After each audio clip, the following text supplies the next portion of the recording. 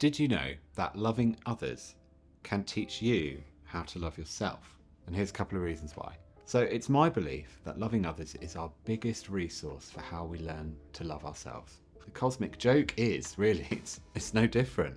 If we can love others, we can love ourselves. And here's the thing. Innately, we are built for loving connection. But so often, this connection gets dampened or even lost. So firstly, consider seeing yourself through someone else's eyes. When you show love to someone, you often view them with compassion, understanding, and acceptance. And similarly, when someone loves you, they see the best in you too. Through their eyes, you can start to see your own worth and value, recognizing the qualities that make you lovable. The key is you have to be open to the notion that it is true and to work on trusting this. Secondly, we can look at love as a two-way street. So when you give love, you can see it reciprocated, and it can validate your sense of belonging and worthiness. This mutual exchange can build your self-esteem and reinforce the belief that you are deserving of love and affection. Thirdly, we can learn empathy. Yes, it can be learned. So empathy is willing to try and understand how someone else sees things. So loving others requires empathy and a willingness to do so. As you practice empathy towards others, you can learn to apply the same empathy to yourself.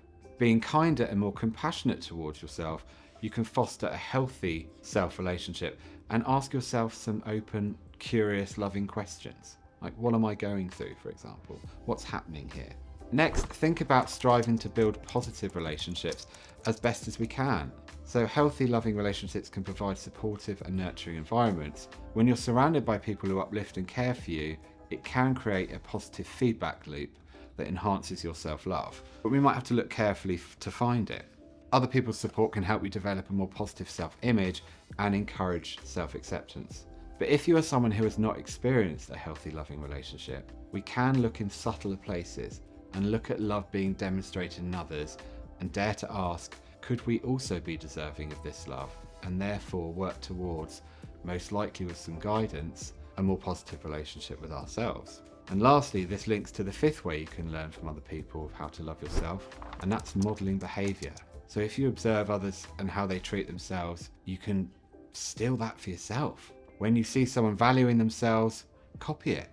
Maybe it will be a case of a little bit of fake it till you make it, but it might inspire you to adopt similar behaviors for yourself in the long term.